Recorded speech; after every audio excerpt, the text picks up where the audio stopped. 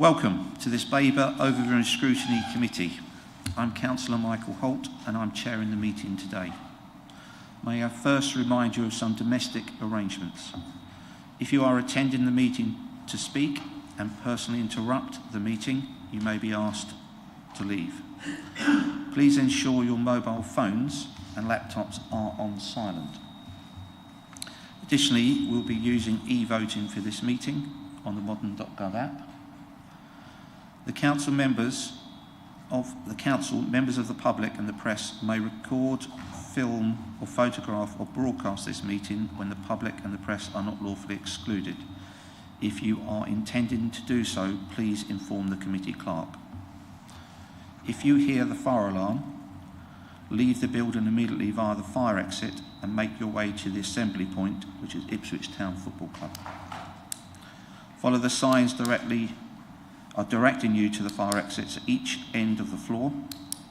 Do not enter the atrium. If you are in the atrium at the time of the alarm, follow the signs to the nearest fire exit. Use the stairs, not the lifts. Do not re-enter the building until told it is safe to do so.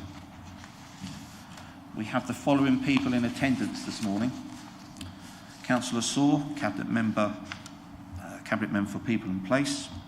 We have officers Tom Barker, Chief Operating Officer, Mark Ems, Director of Operations, and Matt Smith, Parking Services Manager. And to my left is Alicia Norman, Lead Officer for Overview and Scrutiny. Can I move to the agenda, please? Apologies for absence and substitutions. Thank you, Chair. We have apologies this morning from Councillors Grandin and Wyman, and we have Councillor Malvisi substituting for Councillor Grandin and Councillor Hurren substituting for Councillor Wyman. Thank you. To receive declarations of pecuniary, other registrable or non-registrable interests by members. Are there any to declare? I'll take that as a no. To receive notification of petitions in accordance with the Council's petition scheme. None received, Chair. Questions by the public. We have 3 questions which we have received from Laverton Parish Council as detailed in the tabled papers. After discussions with members and officers, it has been decided that we will defer questions 1 and 2, and these will be addressed through writing within the annual review scheduled to take place at the Overview and Scrutiny meeting in February 26. Question 3 will be addressed within today's meeting. Questions by councillors? None received, Chair.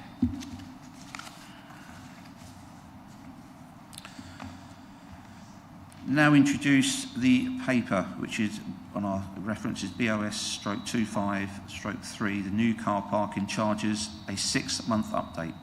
I'd like to invite the Cabinet Member, Councillor Saw, to introduce the item to the committee.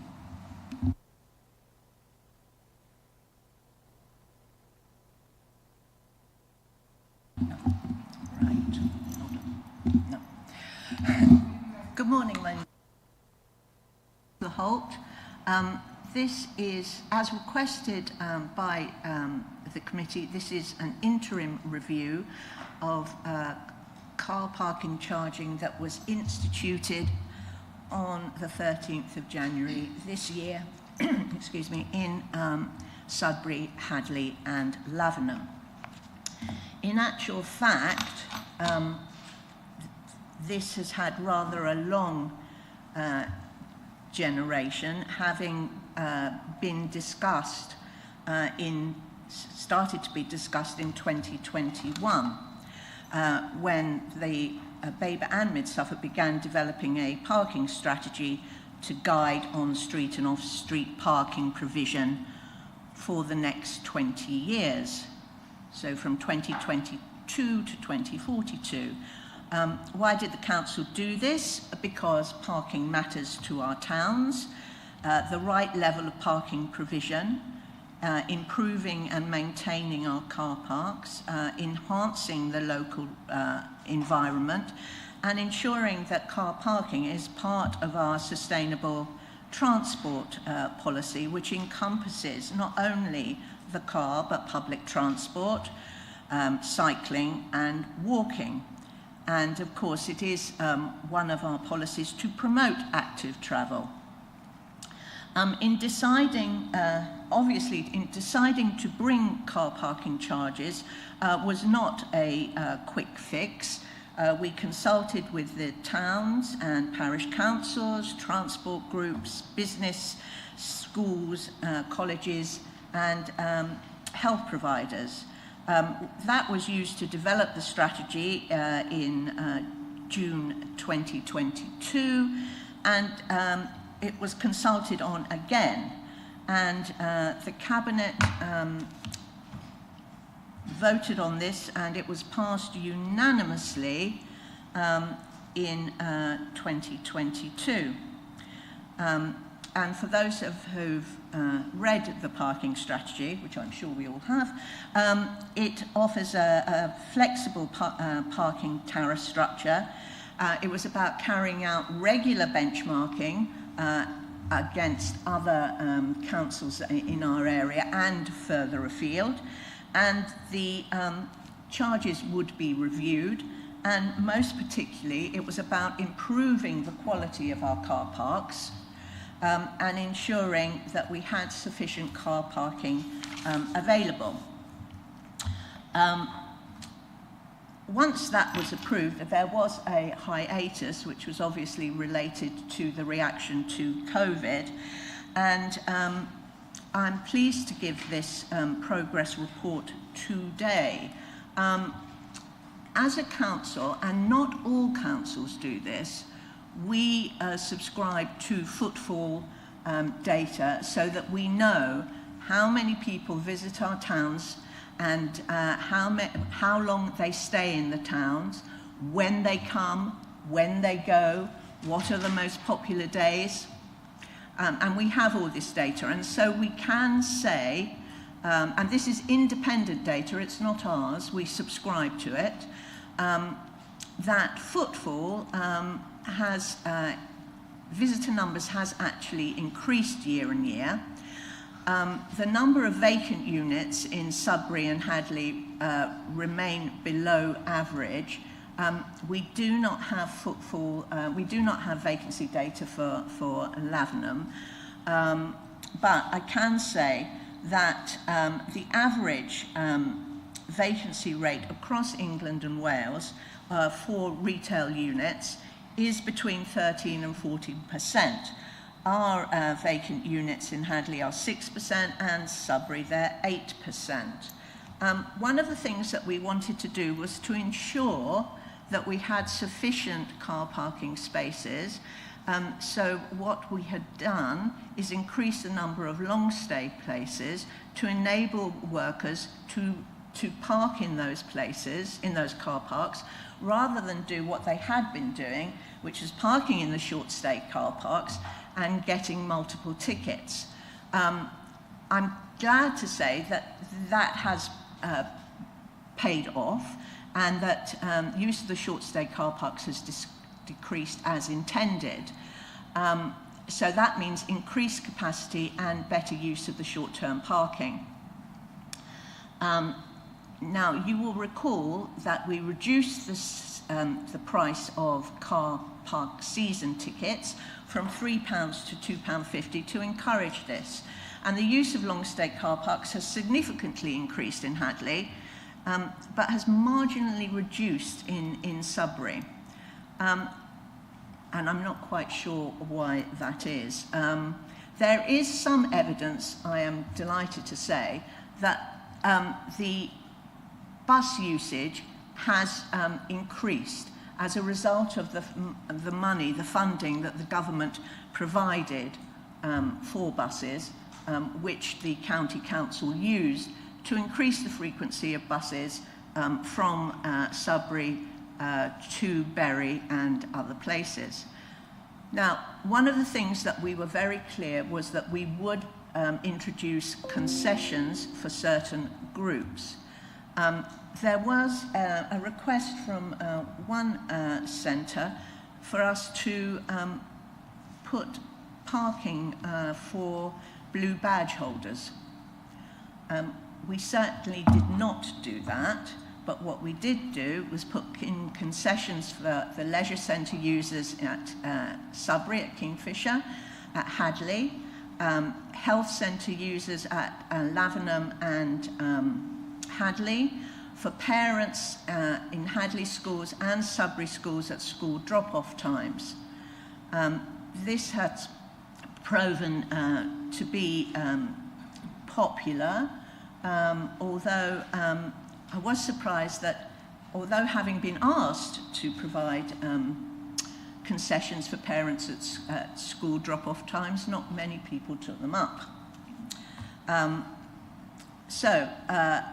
One of our other big requirement was to improve the look and quality of our car parks, and I'm pleased to say that this has been recognised by our car parks receiving the park mark for secure and safe car parks, and for some of them also for the accessibility for disabled people.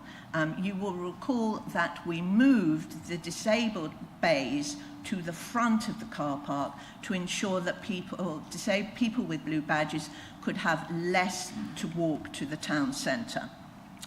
As regards enforcement, we have a closer partnership with West Suffolk as regards enforcement.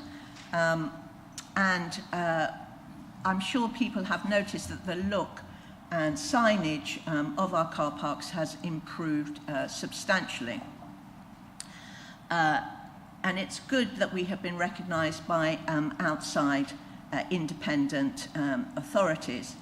In conclusion, I should like to congratulate Matt Smith, who has recently been awarded Car Park Manager of the Year by the British Parking Association, which I think we should all be very proud of.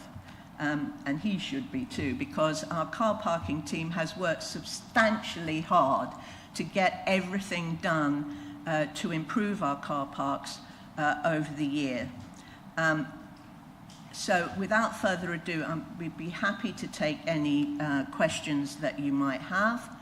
I think we should recognise that car parking is important to our towns. Of course it is, but it is not the only factor that should be taken into account when we look at the health of these towns. It is a factor, but there are various other ones that are equally and if not more important. Our towns are healthy, they're vibrant, and they are destinations. And as a council, we shouldn't sit on our laurels. We should continue to ensure that that is the case. Thank you. Happy to take any questions you might have. Members, have you got any questions for Councillor Saul? Councillor Jameson. Thank you, Chair. Morning, Councillor. On the footfall data, which you were saying is accurate, that's only mobile signals, isn't it? Yeah. So, for the next review, can we get, because that means someone's in the town, it doesn't mean they're going in the shops, and it doesn't account for people who haven't got their mobile phone on them. So there might be less, there might be more people. So, can we get actually economic data? Well, I know we haven't got it for this report, but I mean, from actually the effects on businesses? There are various ways to measure footfall. One of the other ways that is quite popular, although it seems to be rather intrusive, is using cameras. So the video cameras that you have on in towns that you can use for footfall. I should say at this point that I have said in the past that when it comes to looking at footfall and looking at the health of the towns, there are a variety of different data points we could take, and we'd be happy to include those. We are also examining at the moment some bids for doing some independent research so that members can be assured that we're not marking our own homework, and footfall data will be included in that. Right, so, yeah, I mean, for future reports, when you say other data, are we going to collect actual economic data on towns as well? Yes, we do have, obviously through our economic development team, we do have a lot of data as regards the towns. And we also have data on towns in mid-Suffolk that we can use as well. But I have a feeling that the Director of Operations is going to interject. No, I don't disagree with any of that. I was just going to really say as well, before we say that it's only mobile phone data, the mobile phone data is used in quite a clever way, I understand, by the provider that looks at that data. And we're looking here at the trend, effectively, annually. There isn't a trend that many more people are picking up and adopting mobile phones. That's pretty static. So the trend in the data is actually the usage trend of who's going into the town centre. Now, we can't say that all of those people are shopping in the town centre, but we know if there's less people going into the town centre when they're looking at that data, we know that is reflective of a trend of less people using the town centre. They also do an element of normalisation on the data for large events and things as well. Clearly, if there was massive, huge events, which 20, 30,000 people in the town and stuff, that would be standing out like absolute spikes in that data as well, and that's not the case. What other data is available, we'll continue to look at, but we do believe this provides a fair reflection and a fair measure of that activity limited to those particular areas, and we've been collecting it consistently.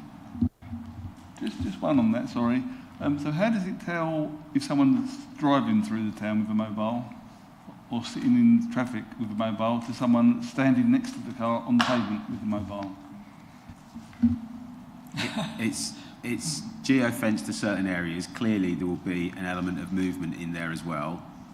I haven't looked at specifically how they do that. The people that provide these systems are providing this data on behalf of councils, on behalf of organisations for town centre data. I'm happy to obtain further information and statement around that in terms of the detail of it. But with our economic development team, this is their data collection system of choice that they've selected and used over a number of years, and I'll get additional information. I think you'll find that the data actually reflects the centre of the towns rather than outlying areas.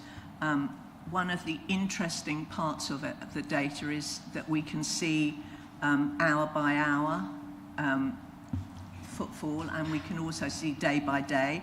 And so, for example, anecdotally, I've been told that Sudbury was much busier than usual on a Sunday, and shops were opening on a Sunday, but the actual footfall data doesn't actually support that. Members? Councillor Carruthers? Thank you. First of all, just thinking about the footfall data, could it be extended? Could the area be expanded so that you can pick up whether people are walking into Hadley, for example? Is that possible? I have to say, Councillor, I don't know, but we will check and see if that is the case. I do know that in some sort of informal research that had been done in Hadley, a lot of people were taking the car for quite short distances when they could have actually walked. Can I ask another question? Is that okay? The other thing I was going to ask was about the bus usage. You said there was evidence of bus usage increasing. Does that evidence come from the operators? I just wondered where the evidence came from, because obviously in Hadley the services to Ipswich, for example, are still pretty poor, even though they've improved to Sudbury.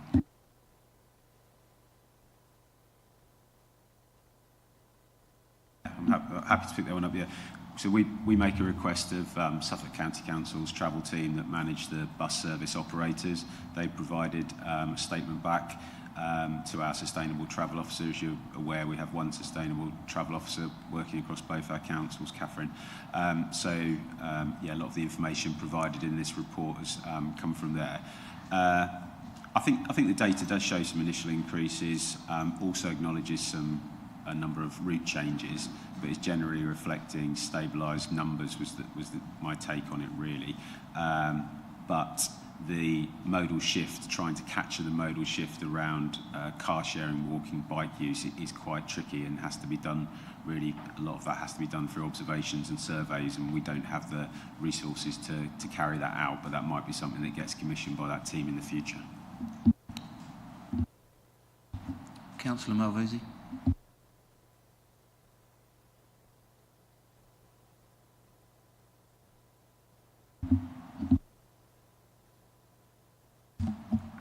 Thank you, Chairman.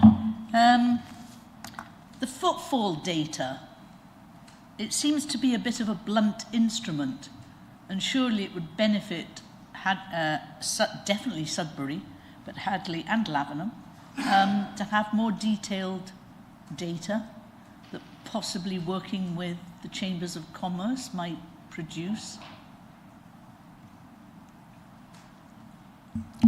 Well, Councillor, it may be blunt, but it is the accepted measure, and we do, our economic development team has looked at all of these particular footfall data measures.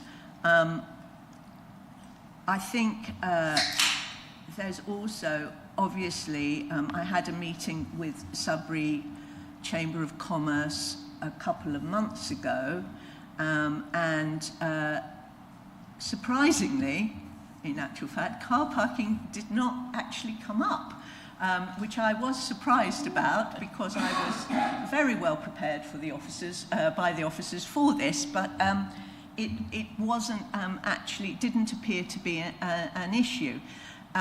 However, we do have regular meetings with the Chambers of Commerce, both as councillors and officers. So I will, and I do ask what their feeling is about how trade is, whether trade is up or whether trade is down, and what they think about car parking provision. So it would be anecdotal at best. But as we've said, we will talk to our economic development colleagues and see what else we can put into the mix. Yes, because the more detailed the data, the better placed everybody is to actually deliver what the area needs. Indeed. I think the other thing to remember is data is exceptionally expensive, so we need to find, but having said that, we can get data from the Suffolk Business Board, from the County Council, from other councils in the county. So we'll have a look at it, but it is a blunt instrument. I would Just a bit. I would concur with you, but it is the best we have At the moment. at the moment. Right, thank you. Committee members, any other questions? Councillor Jameson. Thank you again, Chair. Looking at the car park stays, the short stays have gone down significantly, up to 50% some months. And while the long stays in Hadley have gone up, the long stays in Sudbury have gone down on many months. Yet, as you just said, the footfall is fairly static. So how do you correlate less people parking in the short stays? In Sudbury particularly, barely any change in the long stay, yet the footfall, how does that correlate? How do you... Thank you. I think there's a number of issues at play, and it's difficult to make direct comparisons with the data that we're looking at because we've made changes in the car parks. So there's two things that are happening. The first one was that we've changed the designation in some of the car parks. So say in Hadley, we introduced Stonehouse Road, which is a new long stay car park. We had no data for that before, so that increase is going to look huge. In Magdalen Road, that was a popular car park, it still is, but it changed from being a mixture of short stay and long stay. Now it's called a long stay car park, but it's still a popular destination for short stay visitors. You can park for 2 hours. We did the same thing in Sudbury as well, where we've slightly changed. Great Eastern Road was a short stay car park, it's now a long stay. So there's that we're comparing data that we've got now that's not comparable within the past. So going forwards, we'll be able to compare much more like for like. The second thing that's happened is that because we were aware that there was customers who were parking all day in the short stay car parks, that would create 3 stays a day if you wanted to stay all day. When you then move to a long stay car park, that only creates 1 stay, and that's if you've purchased a ticket on the day. Many of the people who were using those car parks all day, residents or town centre workers, have now purchased a season ticket. So that doesn't create a stay at all when it comes to the data. So I think there's lots of things that have come into play, and we won't really know the full picture until we're comparing 12 months to 6 months, 24 months to 12 months. Committee members, Councillor Horan. Yes, thank you, Chair. As a sub here and living in between Hadley and Sudbury, I noticed various things have changed. Firstly, congratulations to Matt for winning the Oscar of car parking for the whole of Britain. Wow.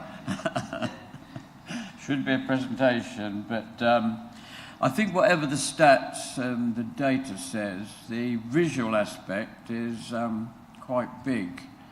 Our car parks are really more than half full, sometimes only a quarter full, and it's slightly coming back, but there's evidence that they're parking elsewhere. In Hadley, it's solid in the high street, and somebody who wanted to pop in for 5 minutes, or maybe a disabled person who can't walk far, is suddenly a bit restricted in where they can park for accessibility, and there might be possible to do something about that.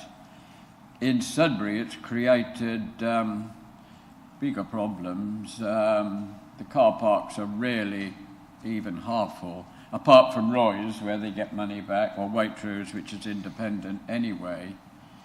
If I drive up or down Belleville Road, it's now parking each side with a narrow channel in the middle, and if you're coming up out of town and trying to go up that, which you have to do on the one-way system, it's hard to even get into the road. With the van, I've sometimes got my tail out into the Burrs Road, and the other day there was 3 clogging up the traffic the other way. There's nowhere to sit for access with cars parked close to the junction, and that's become a difficult spot.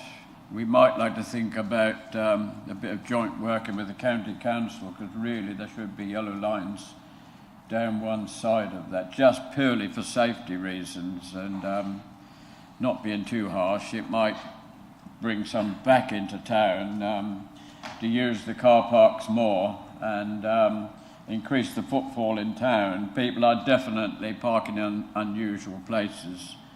And a couple of weeks back, I worked in St Gregory's Church, and where there's always been... Sorry to interrupt. The question I think you're getting to is Yes. street parking. Is that right? Yes. Yep. Yeah. Well, I will get into it. Yep. I have already asked, can something be done with joint working with the county council? St Gregory's Church is now obviously used as a hiding place to avoid the charges, and there are restrictions, but they're pretty long ones, and that's caused mayhem up there. I also feel a bit sorry for some of the businesses who are losing footfall, I feel. The permission of Councillor Carruthers, I would highlight Maiden Way, where all of a sudden the footfall is gone. Not only parking, probably due to the EVs as well. So I might suggest... Yep. It's a question. Yeah, I might suggest as a question that we work with the businesses, not just that one, but other places. I think people find it difficult to get to them, and would it be possible to help in those sort of things? I think that would be if there be outcomes of this as to parking, it can be worked on, improved even more, I think. Thank you, Chairman.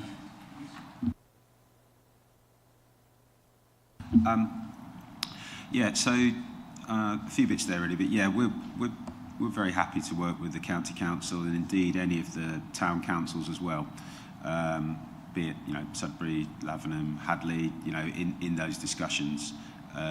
As reflected in the report, we haven't had much feedback on that to date. I'm not accepting your views in any way at all, Councillor, but I'm just saying to myself and Matt, that hasn't been a view that's been coming through in complaints or coming through in queries back to us. But we're very happy to work with the town councils, with ourselves. We're in our off-street parking hat on as well, with the town council and their with the county council and their responsibilities there.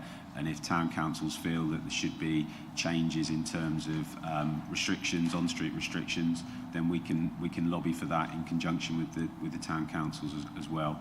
And yeah, likewise, if there are any business forums or issues particularly pertaining to that with access, we can work on that as well. There might be possibilities to change and introduce different waiting bays or something on street that has come about because of the changes that we've made, and we always accepted that might be a consequence of this. But all we're saying is in the months since the changes have come in, we've got to this meeting, there hasn't been any hard lobbying of myself and Matt, could you do this, could you do that? So we've got to change that somehow. Okay, thank you, it would be helpful. If I could add, Councillor Hurren, I was at the Working Together meeting with Sudbury Town Council last Thursday. Councillor Osborne was there. And car parking did come up on the agenda, but in actual fact, it was about could we increase the litter picking in the car parks. I tend to find, and I'm sure both of the Sudbury councillors will agree, that the Working Together meeting is where most of these, in fact all of these issues get aired. I will, when I go back to the next meeting, obviously ask for car parking to be put on the agenda because the Sudbury Town councillors are not backward in coming forward. Okay, thank you. Committee members, any other questions? I'll open it up to other members who are present. Councillor Clover. Thank you, Chair. I've got a number of questions, so I might have a run and then give someone else an opportunity. On the two questions, I accept what Matt's saying here about you can't always compare like with like, but what is the evidence that there is movement, people are abusing short-stay car parking by driving around to get other tickets? And what the other thing is, what is the predicted downturn of in long stay and short-term stay car parks? What was the forecast for those? Because we know now, we can see that we're talking about figures of 35 to 50%. And I would like to pick up on Councillor Jameson's point, is that completely contradicts the footfall. I'll start to pick up that. In terms of the evidence for movement that we've got at the moment is we're working obviously with the data, which is difficult to interpret, but we think we're understanding the underlying reasons for that. We're speaking to our car park attendants that work on behalf of the council through the SLAs we have that are going around to the car parks, and they're telling us that short-stay car parks, there's more availability in spaces and there's more people using long-stay car parks. So we're listening to our people that we trust on the ground that are in the car parks every day.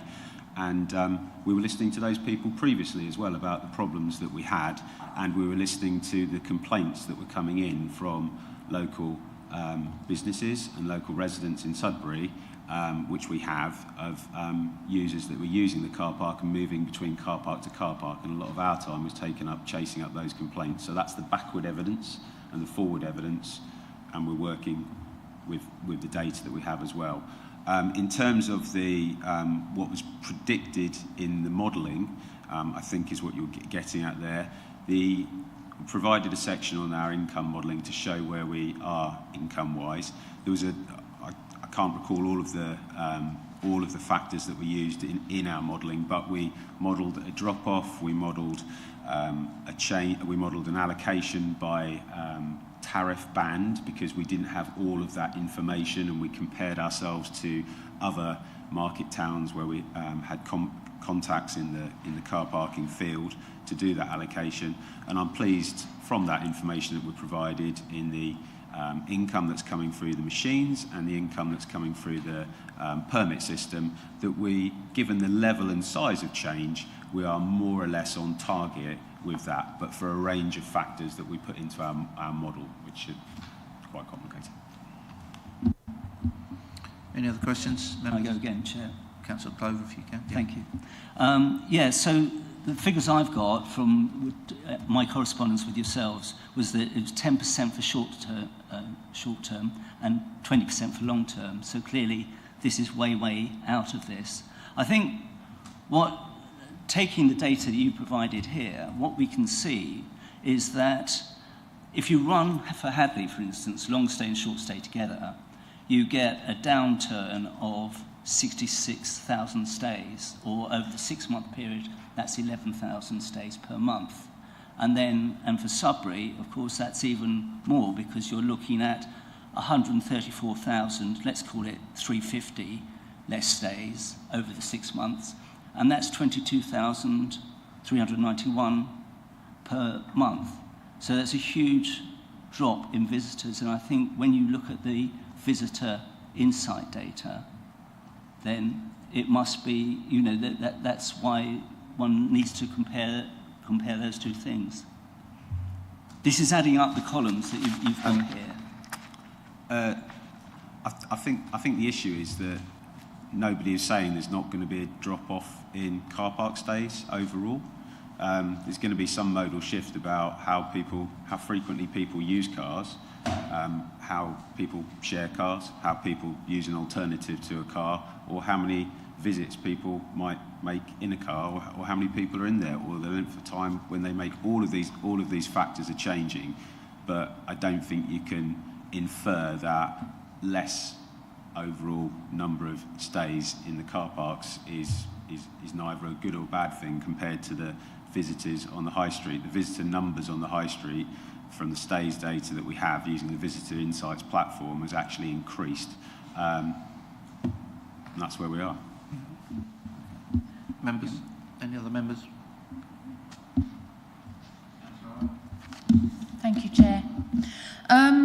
Just a question about the Girling Street scheme. I've been asked this question.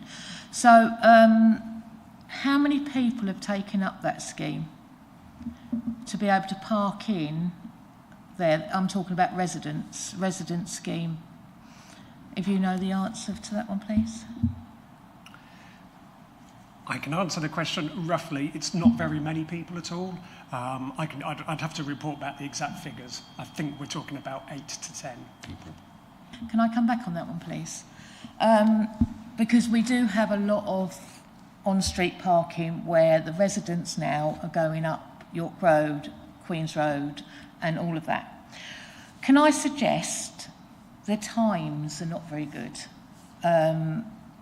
Because a lot of people finish work at 5, and you've got your scheme, if I'm rightly saying, after 6 or something. I'm not quite sure. Is it 5? So I was just wondering about, I don't know, doing some bits to that, because actually I think I've got some wrong information here. So can you explain the scheme to me first of all? Make sure I've got that right. Sorry, yeah. I've been on holiday. That's fine. So it operates, so the normal charging hours in the car park are now 8 a.m. till 6 p.m. The little permit scheme that we bought in enables a resident to, it covers the first hour of the day and the last hour of the day, so they can actually park until 9 in the morning, and they can park from 5 p.m. in the evening, and then all overnight, obviously.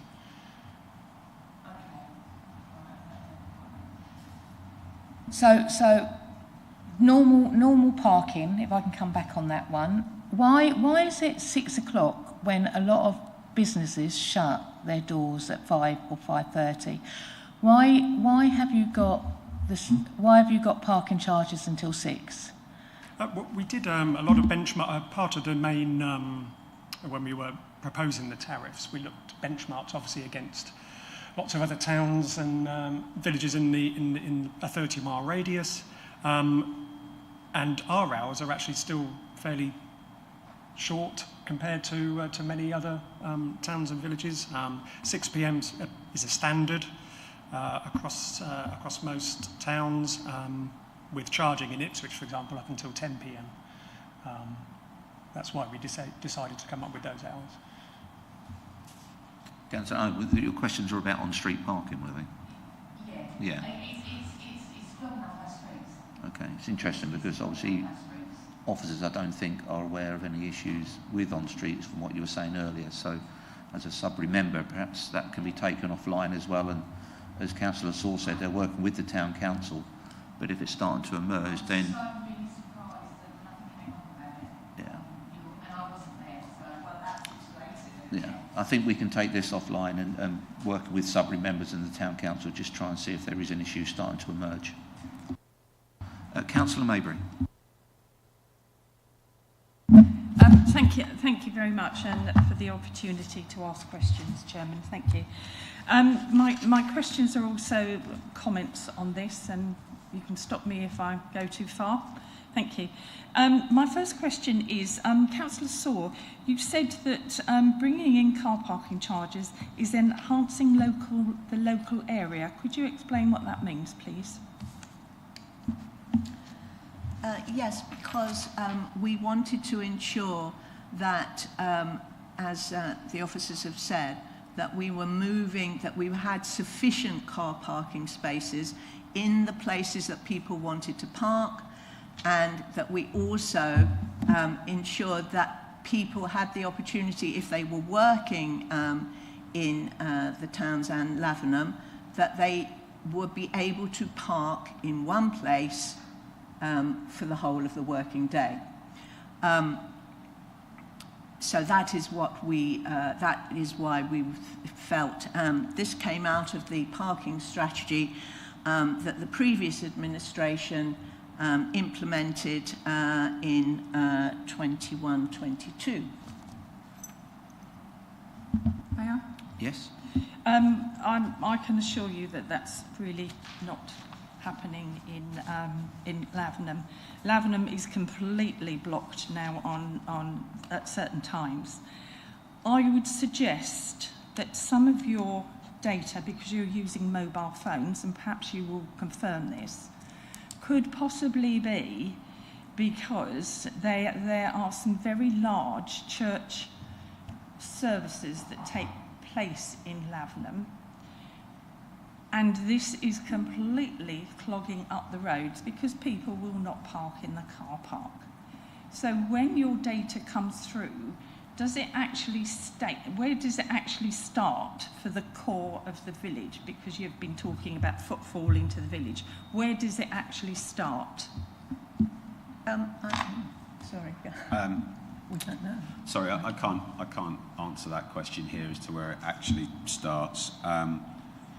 We're aware that Lavenham has a degree of on-street parking challenges prior to the change in charges, and remains to have a degree of on-street parking charges now. We totally get that, and we work with Lavenham Town Council on that, and that's where we are. Obviously, if the parish council wished to take up residents' parking permits, we would have to take that up with the county council. That isn't in our gift. We recognise that Lavenham is a very popular place, has large numbers of visitors, and obviously, if the parish council asked us to deal with the county council on various matters, we would do so. May I come back? You may. once more. Thank you. I think you're actually missing the point that Lavenham has its own unique issues. Now, I'm going to say that I went to Barnard Castle recently. Barnard Castle do not charge for car parking. The place was heaving, absolutely heaving. Really busy, really nice place to be. If you went to the supermarket, you had to pay for the car park, but otherwise completely free. And the difference that I noticed between Barnard Castle and Lavenham was absolutely amazing, because Lavenham has certainly dropped off. Can I ask how many businesses that you have actually contacted in Lavenham about the footfall and the state of their takings since the car parking came in?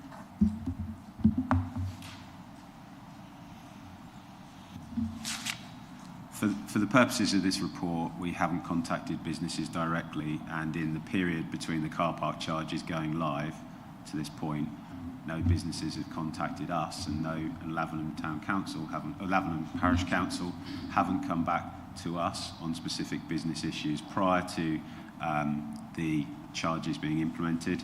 Myself and Matt were regularly meeting with Lavenham Town Council to discuss the implementation of the charges. And part of that was agreeing a permit specifically for Lavenham, which has been put in place for residents in Lavenham as well, to address some of what they perceive would be some of the parking challenges as well. But yeah, this arriving here is different news to us that we haven't heard coming back to us from councillors directly in here, or residents or businesses or Lavenham Parish Council in the period since the charges have gone live. So we need to take this away and look at this. Okay. I will come back to you on that, because I actually sent an email to the commercial, or whatever you call it, economic development team, asking for a visit to Lavenham. And I heard nothing, and I heard nothing, and I heard nothing. I then heard from one of the officers, can't remember her name, to say that she could come, and I said, well, unfortunately, after this length of time, I'm now on holiday, so there's no point in coming because I won't be there. But I've heard nothing since about this. I specifically requested that you come, that I asked for the public realm to come. I also asked for environmental health to visit, and you have not Excuse visited. me, Councillor Maybe, have you a question here? The please? question is, why have you not visited when I specifically asked? Because businesses were concerned, as were the parish council, that there has been a closure of certain hostelries and other issues from the business owners. Mark, if I can interrupt you, I think Councillor Jameson touched on this earlier, and I think what we'd like to see, I think, in the 12-month review is some other form of engagement with the businesses, which I think was acknowledged earlier. So picking up again on Councillor Mabey's point, perhaps we could take that again away from here today and look at the 12-month review to engage with businesses so that we can get a better understanding of the economic viability of those businesses, and if they have actually had any impact at all since parking charges. I mean, there's other impacts national impacts, which will have an effect on them, but I think for what members are asking, they'd like a bit more detail and engagement with the businesses themselves. Councillor Clover, you had a question. Thank you, Chair. Yeah, and I'd just like to endorse exactly that recommendation, because I have been speaking to the retailers in not Hadley, but Sudbury and Lavenham, and we've really been looking at those that wanted to engage, and there were a number of them. Have been, they were saying, we looked at a 3-month period, February to April 24 versus 25. And look, we accept that there are many reasons why business goes up and business goes down, but in the main, only 3 could actually declare that their turnover had gone up in that period. About 13 flatlined, and then another 55 a downturn in business. So looking at the footfall data, this is not being backed up by what we're seeing, and I think that's the point. You know, we can subscribe to visitor insights, but why don't we go and talk to the people that it really matters to. That would be my thought. Because, if I can just finish, Councillor Saw, the fact is that I did speak to, because I was interested in this and how it worked, I spoke to Visitor Insight, and they explained to me how their system works, and it's quite interesting answering some of the questions in here, that every time you go into a shop, I don't know the area, but every time you go into a shop, it's recorded. If you visit another street, it's recorded. They only track when it's going at when the movement is at 4 miles an hour or less. So, in other words, walking pace. So I presented the anomaly we had, and it was quite interesting what their response was. And if, with your permission, Chair, I'll just share that with you. They said, yeah, there will be anomalies here, essentially. But the fact is that, in short, the data shows that people are still present in these towns, but it doesn't measure what proportion of those visits are being converted into retail sales. That's why we're usually recommending combining footfall data with other sources, e.g. retail turnover, vacancy rates, car park usage, to build the fullest possible picture. And I think that's where we need to get to. Thank you, Councillor Clover. It would be helpful to us if you would share your information with us. I think one of the things that I should point out is this is an interim report prepared at the request of the committee. It is not exhaustive. We will look at other sources that we have in the 12-month report. As you so rightly say, footfall is made up of a whole variety of factors, car parking just being one of them. It is important, but it is not the only factor. We'll work with our colleagues in economic development to look at what other sources they have.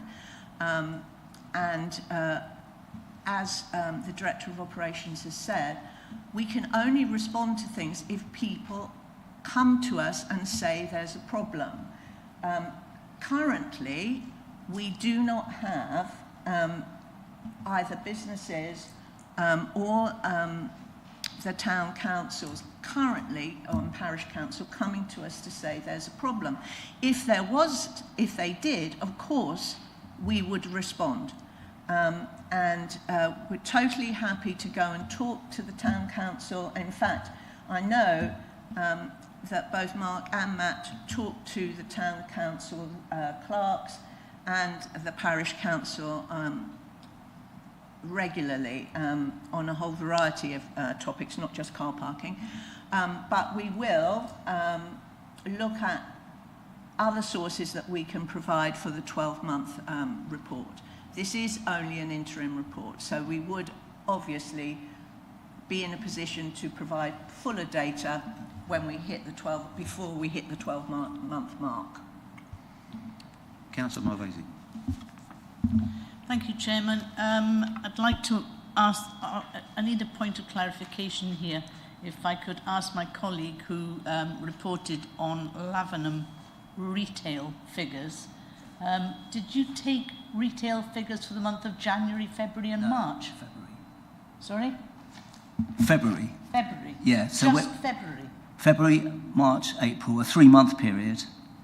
Yeah, well, it doesn't matter. Comparing 24 to 25, after the car park charges have come in. Yeah, but a three months doesn't tell you anything. Well, it tells you more than nothing. Members, Councillor Malvesi, you've had the answer to your question. Is there another one? So he's answered. Yep. Right, fine, thank you very much. If we can pause just here, I think I'd like to invite Wendy to the Happy Town Clerk to give a presentation. She's got 5 minutes to have a say, and I think we'll all be interested to hear what the clerk has to say. So over to you, Wendy. Thank you so much for inviting me to the meeting. I've just pulled together a statement which I'm going to read out, which hopefully will come in under 5 minutes. So Hadley Town Council were opposed to the introduction of parking charges in Hadley until consideration was given to matters that we raised in an email of the 1st of August 2024. The Town Council were pleased to see that consideration was given to those attending the doctor's surgery, albeit in the nearest car park only, to those attending Hadley Pool and Leisure, and also to some families for school drop-off with certain criteria to be met. The Town Council were disappointed that no free parking was given for the first hour or even 30 minutes and believe that this has had a detrimental impact on the town. As part of this statement, the Town Council asked for comments from town councillors, residents and businesses. It is noted by nearly every response received that people believe that parking on the high street and surrounding roads has been negatively impacted by the introduction of parking charges. Parking on the high street has become busier, with people parking on single and double yellow lines all throughout the day, with the worst time being after 4 p.m, possibly after the parking warden has left Hadley for the day. We understand that there are limited visits to Hadley by the parking enforcement, and we understand they have to spread, the hours they work in all the car parks of Babergh. Also of concern is parking on Church Street and Queen Street. They are the nearest roads to the high street. They have on-street parking but with no restrictions. The lack of restrictions is good for the residents who live there, but it also means members of the public don't face any restrictions, and sometimes that parking can come with issues. Issues noted are parking across driveways, making it difficult for residents to leave their drives, as well as vehicles being parked where through traffic should be able to pass. Notably close to the church, when on a Friday vehicles are often parked in the turning area, meaning those who have driven to church cannot leave. And on one occasion, a bride could not get to the church as the turning area was blocked. There are double yellow lines here, but these are ignored, and due to the material of the flagstones, the lines break up easily, and so the lines are not continuous. The Town Council are aware that residents of Guthrum Road have spoken to Babergh District Council about the impact of parking charges on their road and the negative impact it is having on them. Concerns have also been raised about the disabled parking on the high street. There are 2 possibly free spaces available, and these are often taken up with cars with no blue badge on display. The report shows 95 PCNs issued on Hadley High Street between the 1st of February to the 31st of July 2025. It would be interesting for these to be broken down further by infringement reason to see if people are using the disabled bay to park when they are not eligible to. Parking in disabled bays in car parks is not suitable for everyone, as not everyone can walk the distance from the car park to the shops. Residents who contacted us have mentioned that they come into town less frequently than they did before, as they do not wish to pay for parking. Some residents are driving to shops in nearby villages where they do have free parking, or shopping at Morrison's, which is our only supermarket, or going out of town to shop. One resident who runs workshops now does these in villages close by rather than in Hadley, so that people do not have to pay for parking. Businesses who have responded reported concerns with staff now having to pay to park, which can affect staff retention. Customers are also impacted as they are restricted by the amount of parking they have to pay for, meaning less time for appointments or for browsing on the high street. There are concerns about the car park machines and the use of the app. Sometimes the machines are not working on a regular basis, likewise the app. A lot of responses asked whether there could be an introduction of some free time, either 30 minutes or 1 hour, which would encourage shoppers on the high street to support local independent businesses.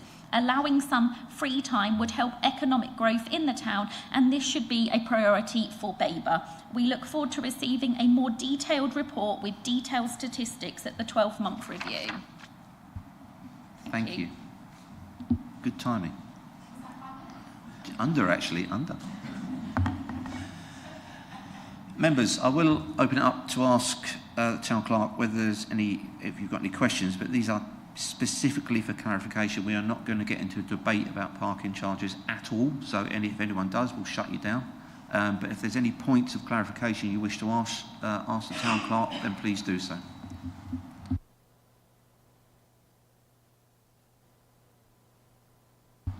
I'll have one.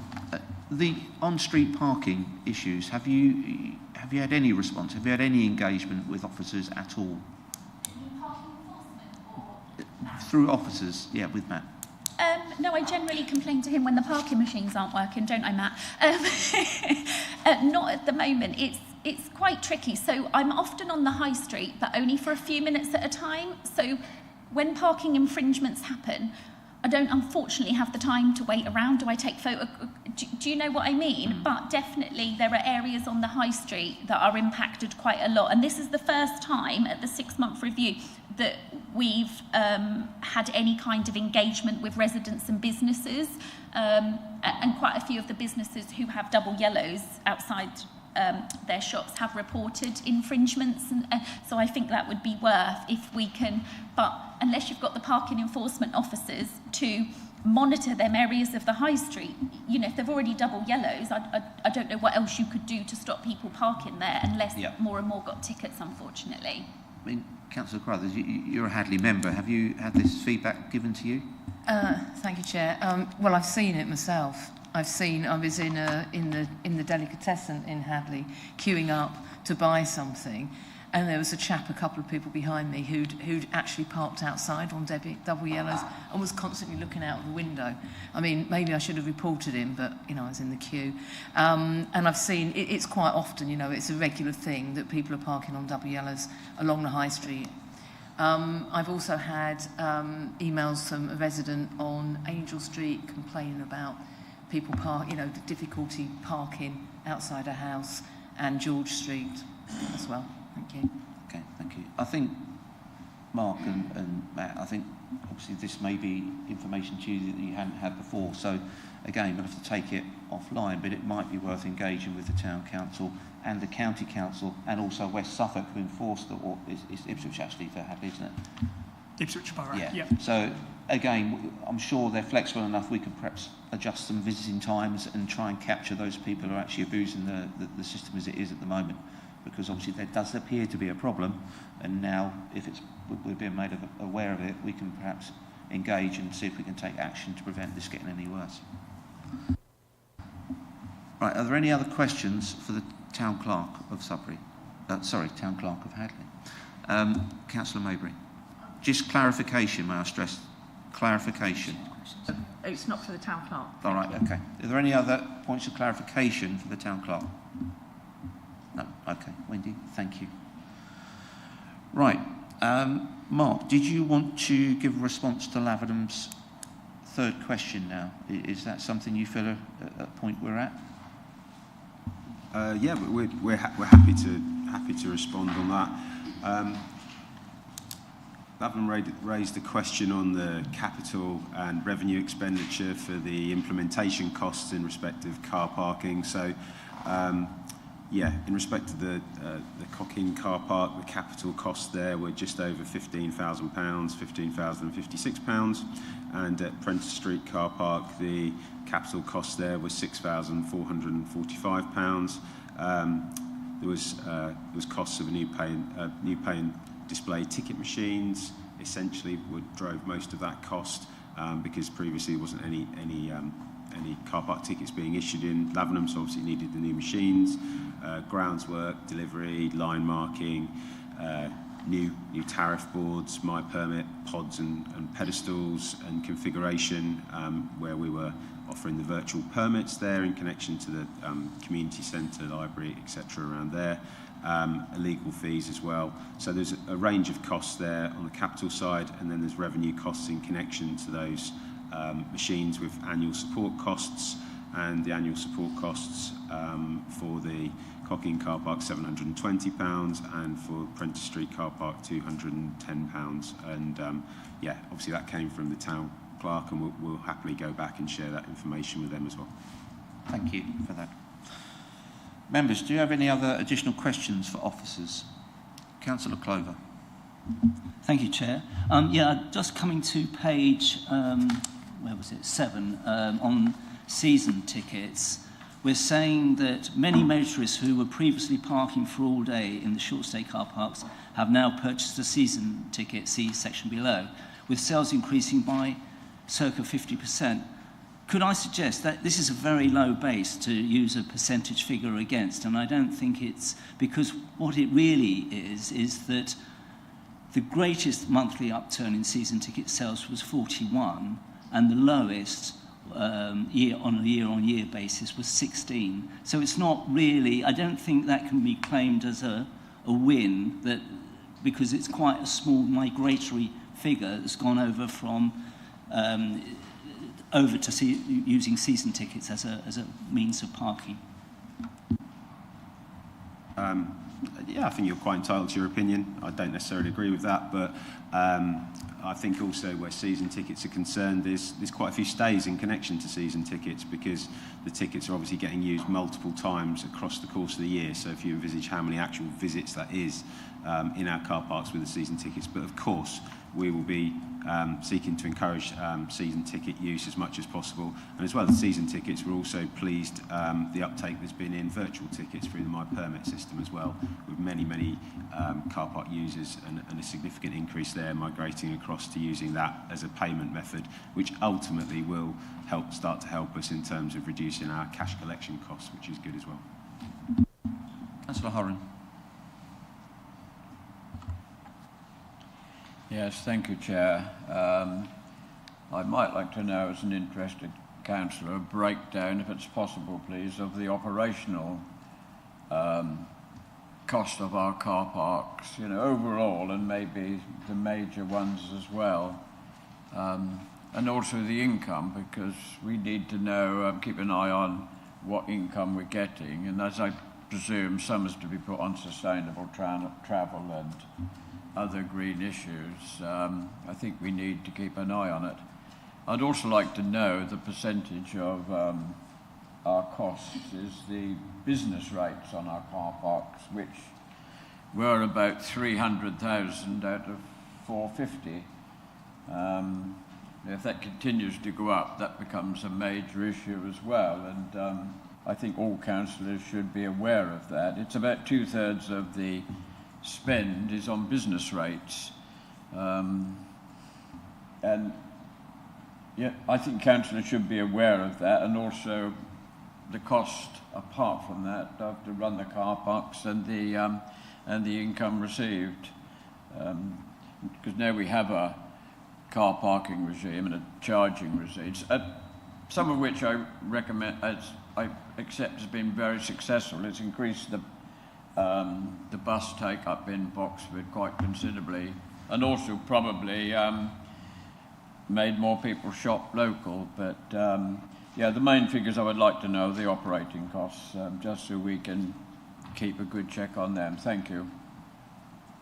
I'm sure that's something officers will take away, and we'll see what goes in the 12-month report. Yep. Councillor Owen. Thank you. The car club cars, have you any idea how many has been rented out? Because they're taking up obviously car parking spaces, and I might as well get this all in one. And regarding the football, we've got to remember Bury St Edmunds with their roundabout, people probably wasn't travelling up to Bury so much, so they were coming back into Sudbury. So I'm just reminding people of that. And obviously we've had Chiltern Woods, a big housing estate was being built. So just a little reminder of that. But just the question being with the car clubs, really. Thank you. Matt will add to this, but I did actually ask the county quite recently for these figures, and they have told me that they're only producing them quarterly, and they won't produce them until, well, they said the autumn, which it depends what your definition of autumn is, of course, but they haven't produced anything so far. But Matt can add to that, I'm sure. Well, you say that. All I've done is just found the actual email, just to make sure with what when they said they were actually going to report to us. It's a Suffolk County Council scheme, so we're a bit led by them on that one. But we will get that data and we'll be able to report that. Councillor Mowbray. Thank you, Chairman. really, my colleague here has sort of preempted what I was going to ask. Easy bikes in Lavenham are taking 2 spaces. Are you recharging 2 easy bikes for the cost of hiring those 2 parking spaces?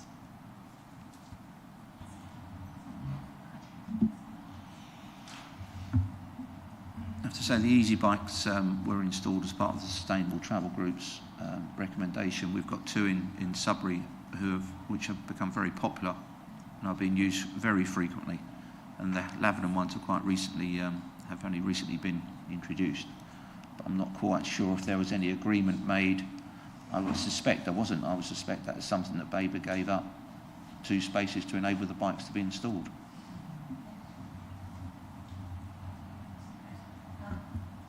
I don't think we're in a position yet to give you figures. We have budgeted figures, but we'll take that away and come back to you. Councillor Maybury.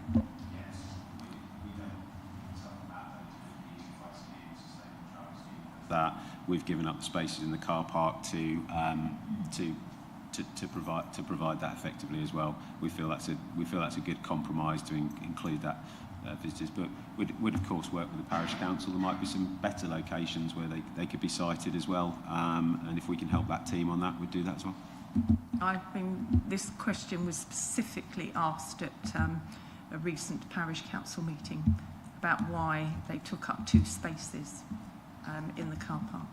And that's absolutely fine, and we'll have that back. We can provide it. I think that it was determined it was a good location for them to go into, and there was obviously connected power there for charging and stuff as well. It has to be economic where you're going to actually put the bikes, and a lot of these things are a compromise, aren't they? Councillor Clover. Yeah, if I can just qualify on that one, because I was involved in this as well as Councillor Davis.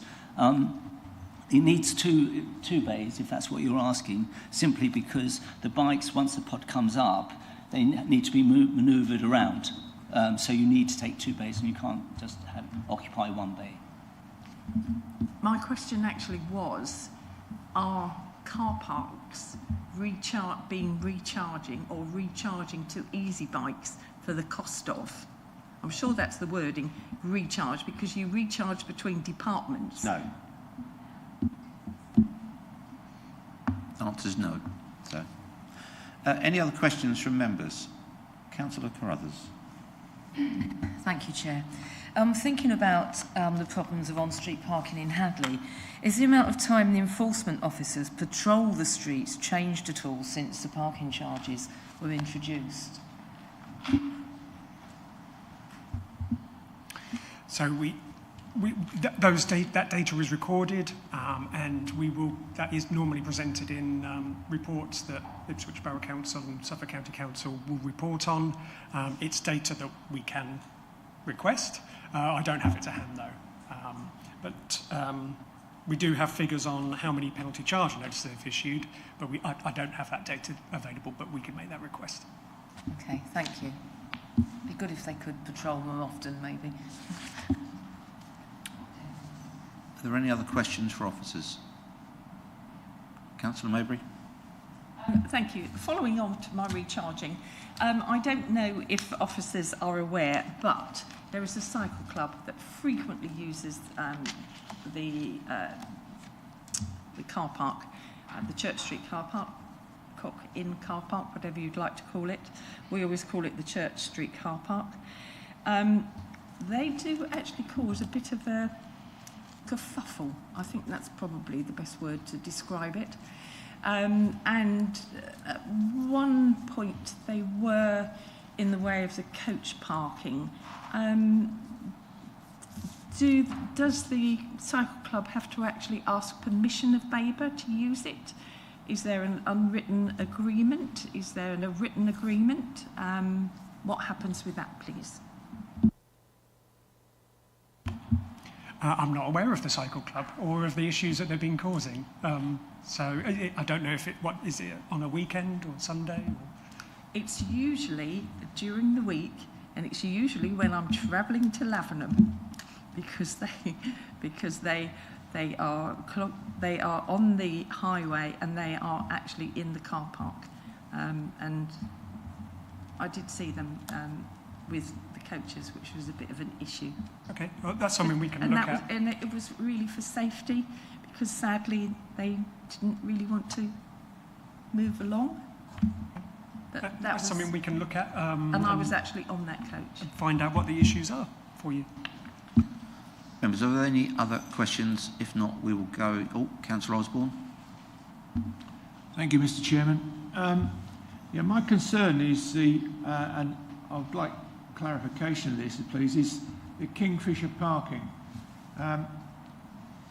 Having been in and around the Kingfisher, I see that the amount of parking that's going on in there mostly are increased, in my opinion, by the 3 hours that were generously given to residents using the Kingfisher.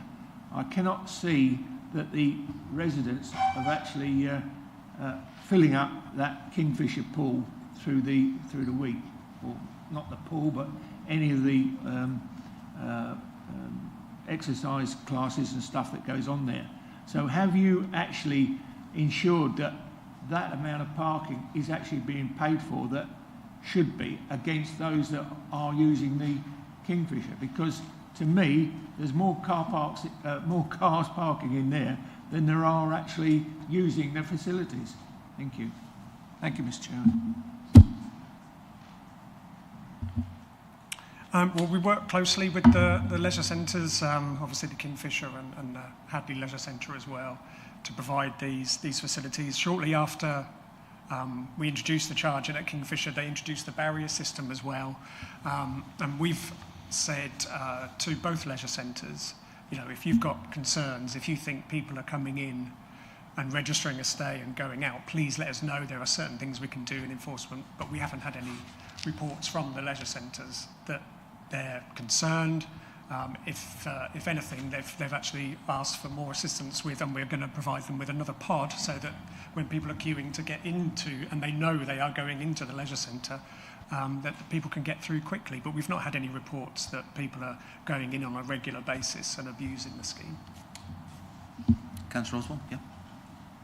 Yeah, the position that I find, I think the residents of Sudbury are in, is that they're going in there, they've got the number plate recognition to the reception, but I cannot see that all those in that car park are actually paying for car parking there, who are not using, so they've logged on to get the official car park recognition and not actually using the facilities.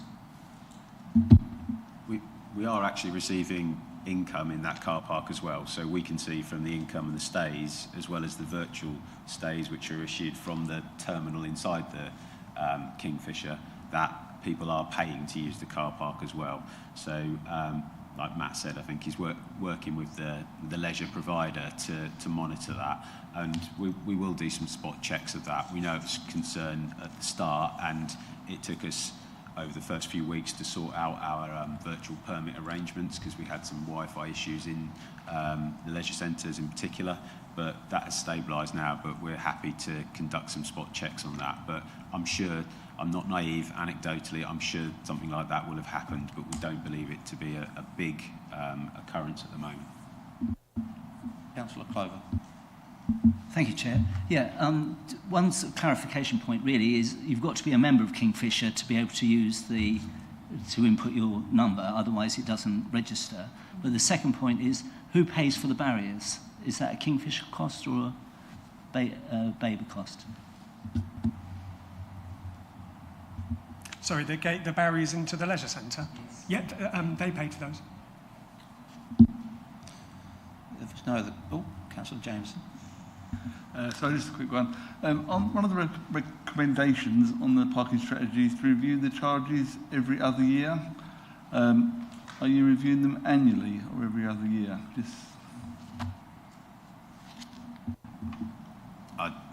I'm not sure at this stage, to be honest. I think, given the position of the council's budgets, car park charges will be something that we've got to look at this year as well.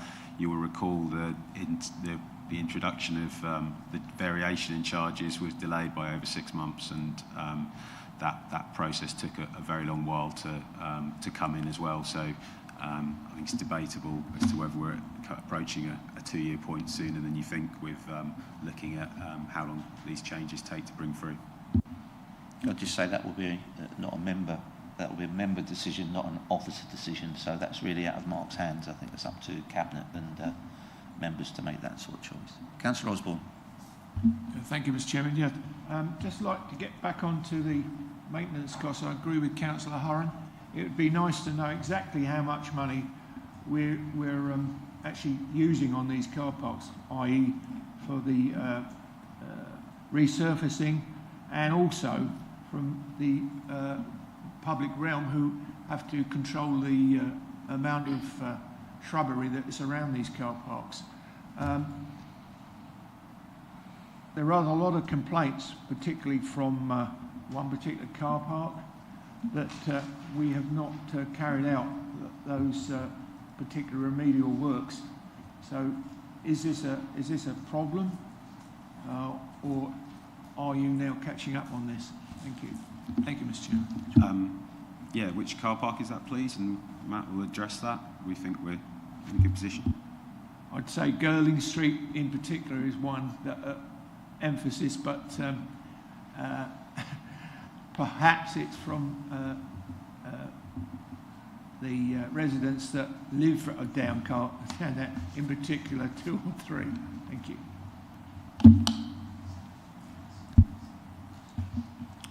So we've actually spent quite a lot of time working on Girling Street car park. It's recently been relined.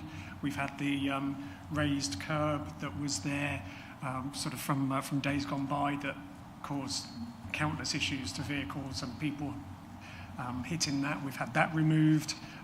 We've had all the shrubbery cut down upon the entrance to that car park. So I'd like to know more. We need to know more about what the specific issues are, because we've actually done quite a bit of work in that one.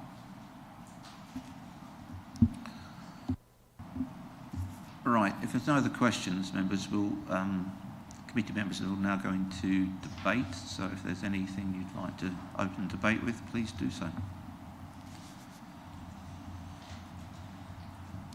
I'll start. I think, firstly, thank you for attending today. I think we've got some useful information. Hopefully you've got some useful feedback for the initial 6-month period. And one thing I would like to touch on is the bus travel. I know through the Sustainable Travel Group and Catherine, we've tried to get data, and I think Helen, who's behind you, will agree, it's been very difficult to get data from the bus companies. The whole idea, or one of the ideas of this was modal shift, and I think it is important, if we can, to try and nail the bus companies down to provide that data. I mean, I think it's very encouraging that now we're seeing new services come online, but it's an important factor of the overall strategy and the implementation. So I think we need to try and work with those bus companies to get the data to show us if there has been a significant shift. The other thing I was going to say, read the strategy.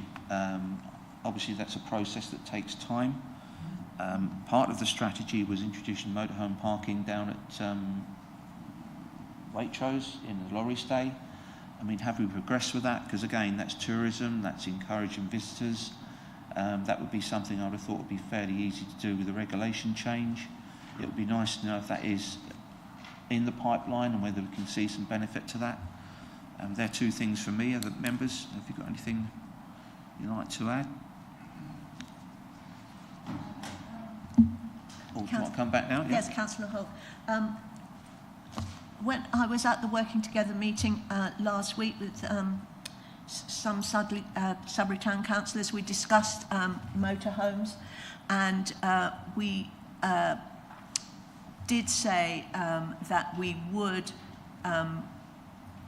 provide bays in the coach and lorry car park and do a trial over next summer.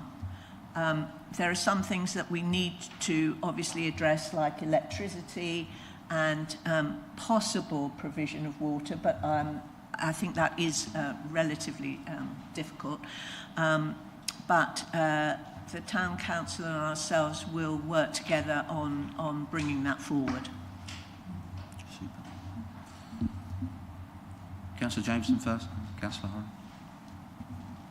Yeah, I'm just thinking about in terms of recommendations. I'm not sure what Alicia's got note of, but I noticed we brought up, or between us all here, brought up things like more data from the actual business. Is it in with the companies? Interesting to have data on each individual car park in terms of costs and income.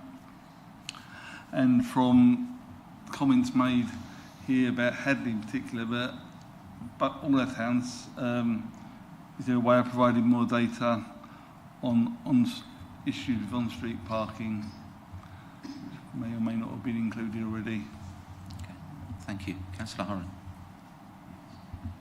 Yes, thank you, Chair. Just quickly, it is in our review programme to increase or improve signage, and yeah, I think that's a way forward. Maybe signage out of our bigger car parks to individual businesses, even if they put the signs up themselves. I think that would be a really good move. And of course, I've already mentioned in Maiden Way, Hadley, that might be a big improvement and help footfall in the high street there, because the one little shop that's left is struggling, and maybe we could just offer an olive branch to help them as well. I think what's happened has happened, and it's generally good, and I accept it, but we should try and work with residents and businesses to make it even better, I would feel. So I would appreciate that being followed up, Chairman. Yep. Councillor Carruthers. Thank you, Chair. Along with the things that Councillor Jameson has mentioned, I wonder if there could be better data about the numbers of people walking or cycling into towns. I know that's really difficult to get, but if we want a modal shift from people moving away from driving, then we really need to know whether there's an increase in take-up of cycling. I mean, it may be, there are bike parking racks in Hadley. I'm not sure I really want cameras on them, but I don't know. I don't know how you do it, but that's one thing that I think would be helpful. And the other thing, could we work with Suffolk County Council to look at possible residential permits for residents who live near the town centre? I don't know if that's possible, but it would be helpful for some of our residents in Hadley. Thank you. I think that what's come out today is that certainly from Councillor Owen, that Sudbury is starting to perhaps have issues with on-street, and I think there's something over the next 6 months we can take forward, working with the town councils and our colleagues at county and our enforcement agencies to try and work out a plan that can alleviate some of the issues that perhaps are starting to emerge and that have emerged within Hadley and Lavenham. Anything else, members? No? Okay, so I think we've got some recommendations, probably too strong a word, but some input that we'd like to structure around the 12-month review.